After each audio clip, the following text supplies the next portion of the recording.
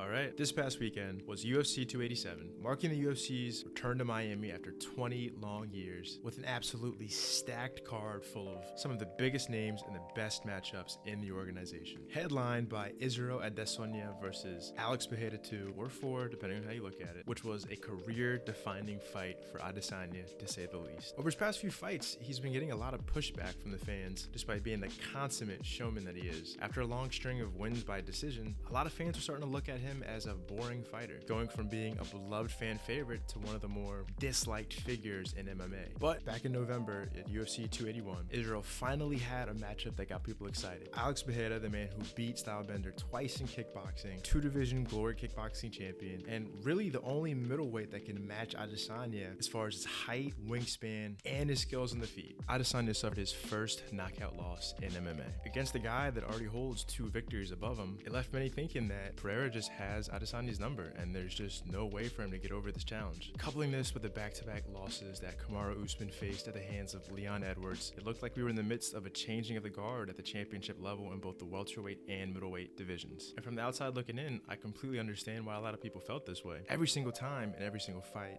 Israel Adesanya is up on the scorecards heading into the later rounds, but just can't get it done. We saw him come out super aggressive in their second kickboxing match, got knocked out in the second round. We saw him a little bit more patient in their first MMA fight, going all the way into the 5th and final round before he gets knocked out again. With a guy who presents this kind of challenge to Israel Adesanya, it felt like if he didn't win this fight, there was no clear path back to championship contention for him at the middleweight division. This was a matchup that was going to decide where Israel Adesanya lands in the conversation of greatest middleweights of all time. While a lot of people expected Israel to come out super aggressive right from the opening bell, he continued to be patient looking for that perfect shot. Alex Pereira was doing some serious damage to his legs with those really subtle calf kicks. Alex Pereira standing in that super squared stance and kind of just slapping the kicks out there rather than rotating his entire body, making them almost impossible to see coming. And Israel even talked about this after the fight, about how his legs were already starting to be compromised really early in this one. This led to Israel bringing himself up against the cage, baiting Pereira in, kind of playing possum a little bit, making Pereira open up with strikes, specifically that left hook, where Adesanya was able to intercept it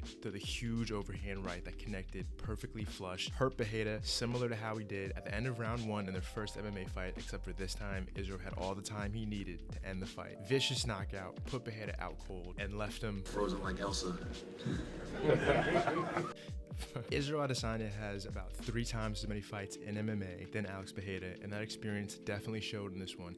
He was able to pick up on the fact that Pereira was constantly trying to move him up against the cage to where Israel can't use his lateral movement to get out of the way of the left hook. But with both fighters being roughly the same size with a similar wingspan, anytime Pereira is in close enough to land that big left hook, that means Adesanya is also in range to land a huge shot of his own, which is exactly what happened. With a fight like this being one of the most anticipated fights in the history of the middleweight division and being Israel Adesanya's most exciting victory in a long time, if not in all of his MMA career, it's safe to say that he's right back in the conversation for the greatest middleweight of all time. So what's next? Well, the obvious answer does seem to be a trilogy fight. Both these guys now have a win over one another in MMA, both by knockout. It's no secret that Alex Pereira has a lot of trouble making 185, and with his experience being a light heavyweight champion in kickboxing, it makes all the sense in the world for him to forego this massive weight cut, go up to 205, where he's still going to have a huge reach advantage, as well as a power advantage over most of the competition that he's going to face. And if he somehow, some way finds himself on top of the division, getting that light heavyweight belt, now all of a sudden the stakes are even higher if they do a trilogy at 205.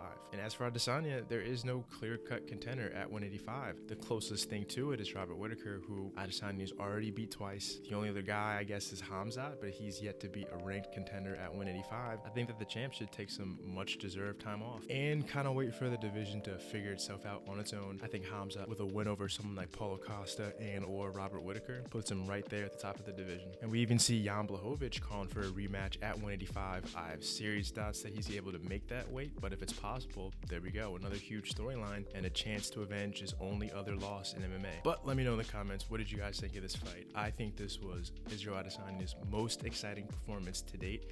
Who do you think these guys should fight next? I know a lot of people are hungry for that trilogy. Thanks for watching.